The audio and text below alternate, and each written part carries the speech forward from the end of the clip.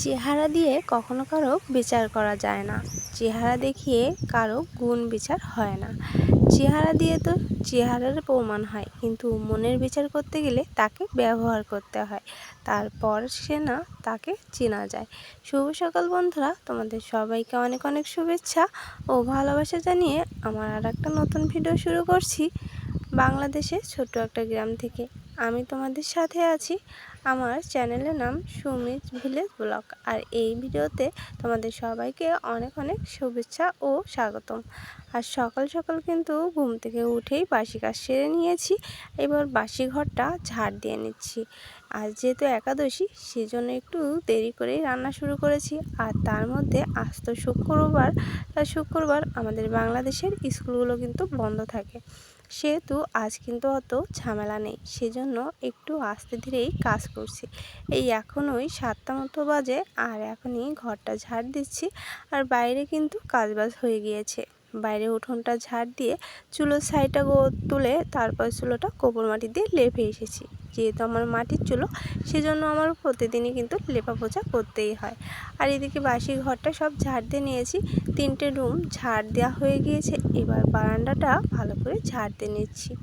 দক্ষিণ দিকে দরজা হওয়ার জন্য আমাদের ঘরে না প্রচুর ময়লা ঢোকে, আর প্রত্যেক দিন 2 থেকে 3 বার করে ঝাড় না দিলে ঘরের ভিতরটা এত বালি বালি হয়ে যায় যে হাঁটাই যায় না।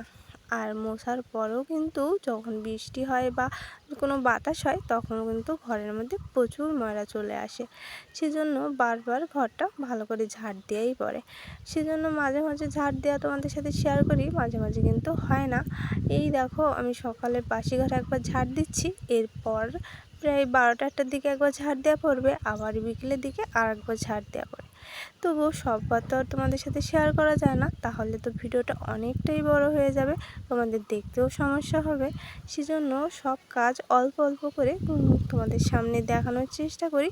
আর আমাদের গ্রামের দিকে তো প্রচুর কাজ থাকে, তোমরা তো জানো গ্রামের দিকে কিন্তু অনেক ধরনের কাজ থাকে, আর সব ধরনের কাজও শেয়ার করা সম্ভব হয় না। আর এই যে দেখতে পাচ্ছ, আমি কিন্তু এবার রান্নাঘরে চলে এসেছি।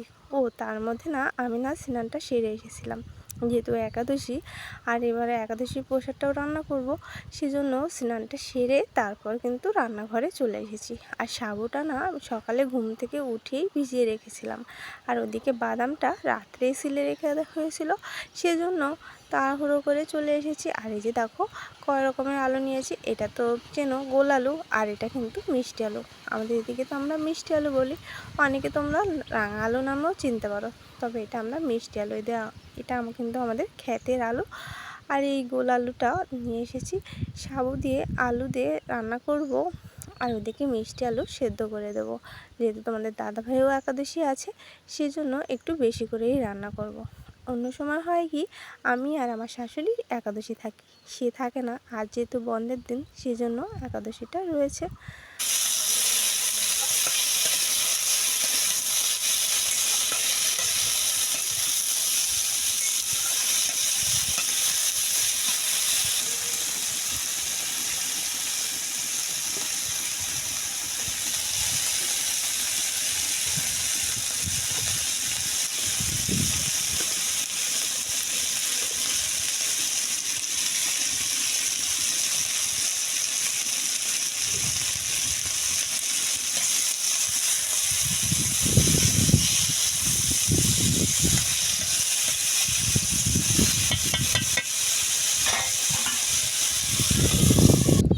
ঝিঙে বাদামটা ভেজে নিয়েছি, আলুটা তো তুলে দিয়েছি। আর দেখতে পেলে একাদশীর রান্নাটা কিন্তু আমি সূর্যমুখী তেল দিয়ে আর সুন্দুক লবণ দিয়ে করে থাকি। ওইদিকে দেখো মিষ্টি আলুটা সিদ্ধ দিয়ে দিয়েছি, মিষ্টি আলু কিন্তু সিদ্ধ হয়ে গিয়েছে। আর ওইদিকে আলু ভাজাটা আমার কিন্তু হয়েছে। আর তার মধ্যে না সাবু দিয়ে দিয়েছিলাম, সাবু দিয়ে আলু দিয়ে ভালো করে ঢেকে রেখেছি। আর সাবুটা যখন সেদ্ধ হয়ে গিয়েছে, তারপর কিন্তু তুলে নেব। আর এই যে দেখো চুলোর জালটা কি করে জ্বলছে। ওইদিকে কাঠের জাল তো প্রচুর জাল হয়, আমার যেহেতু 2টো চুলো, তোমরা যারা ভিডিও দেখছো এখন তারা তো জানোই। আর এই যে দেখো সাবু দেওয়ার পরে কিন্তু সাবুটা সেদ্ধ হয়ে গিয়েছে, আলুর সাথে আর সাবুর সাথে একসঙ্গে মিশে গিয়েছে। আর এইভাবে ভালো করে নাড়া করতে করতে তারপরে কড়া থেকে ছেড়ে দেবে।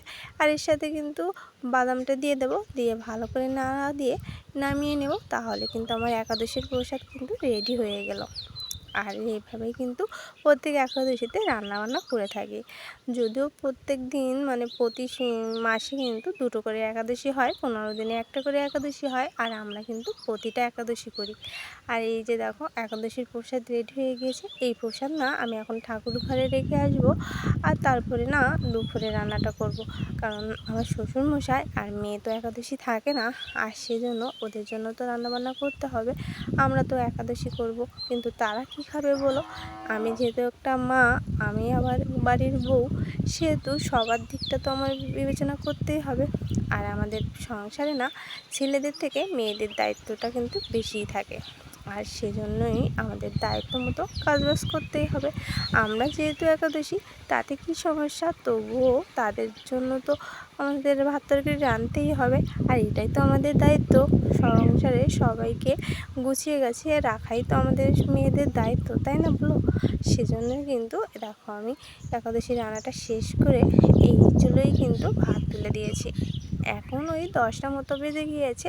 সকালে কিন্তু মেয়ে আর মেয়ের দাদা রাত্রে ভাত ছিল, সেগুলো খেয়ে নিয়েছে।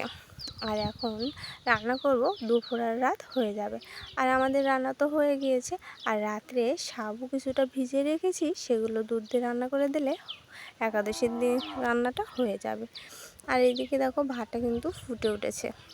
আর ভাতটা আমরা ছোটো চুলোয় দিয়ে দিলাম, কারণ ওই চুলোটা আমার জালটা একটু কম যায়। আর ভাত তো ফুটে উঠলে, আমরা যেহেতু আতপ চালের ভাত খাই, আর ওই ভাতটা তো ফুটে উঠলে প্রায় হয়ে আসে, সেজন্য কিন্তু অল্প জালে দিয়ে দিয়েছি। আর এই পাশের কড়াইতে ডাল রান্না করব। আমরা যেহেতু একাদশী, ওদেরকে তো আর মাছ দিতে পারি না, সেজন্য কিন্তু ডাল আর আলু ভাজা ওদের জন্য রান্না করে দেবো। আমার মেয়ের তো ডাল হলে আর কিছুই লাগে না। ওকে যদি প্রত্যেক দিন ডাল দেওয়া হয়, তাহলে কিন্তু প্রত্যেক দিনও খেতে পারে। ডাল ওর এত পছন্দ। মাছ তো খেতেই চায় না। আর ডিম যদি দেওয়া হয়, যদি নাও খেতে চায়, তাও জোর করে খাইয়ে দিই। কারণ ডিম তো না খেলে ও শরীরে পারবে না। আর ডিমটা তো শরীরের জন্য খুবই উপকার বলো। সেজন্য কষ্ট মষ্ট করে হলেও ওকে কিন্তু মাঝে মাঝে ডিমটা খাইয়েই দিই। আর মাংসর মধ্যে ব্রয়লারের মাংস যেটা নরম আর কি, ওই ধরনের মাংসটাই বেশি পছন্দ করে। সেজন্য আমাদের দেশি মুরগি কিন্তু আমাদের তেমন খাওয়াই হয় না। বেশিরভাগ কিন্তু আমরা ব্রয়লার এনে বাজার থেকে এনেই রান্নাবান্না করে খাওয়া হয়। তবে এখন একাদশীর দিন আর এসব কথা বলবো না। তারপরে দেখো আমি কিন্তু মিষ্টি আলু এইগুলোই কুচি করে নেব। এমনি আলু থেকে মিষ্টি আলু ভাজা করলে না একটু বেশিই ভালো লাগে। আর সেজন্যই কিন্তু মিষ্টি আলুটা কেটে নিচ্ছি, আর এগুলো একটু চাকা চাকা করে কিন্তু ভেজে নেব। বন্ধুরা, তোমরা কিন্তু ভিডিওটা স্কিপ করো না। এখনও যারা আমার সাথে আছো, তারা কিন্তু একটা লাইক দিতে ভুলে যেও না। তোমাদের একটা লাইক কিন্তু আমাকে ভিডিও করার উৎসাহ অনেক গুণ বাড়িয়ে দেয়। আর আমার ভিডিওটা যেহেতু গ্রাম্য ভিডিও, সেহেতু আমার সাথে সাথে অনেক কথাবার্তা তোমরা কিন্তু শুনতে পাবে।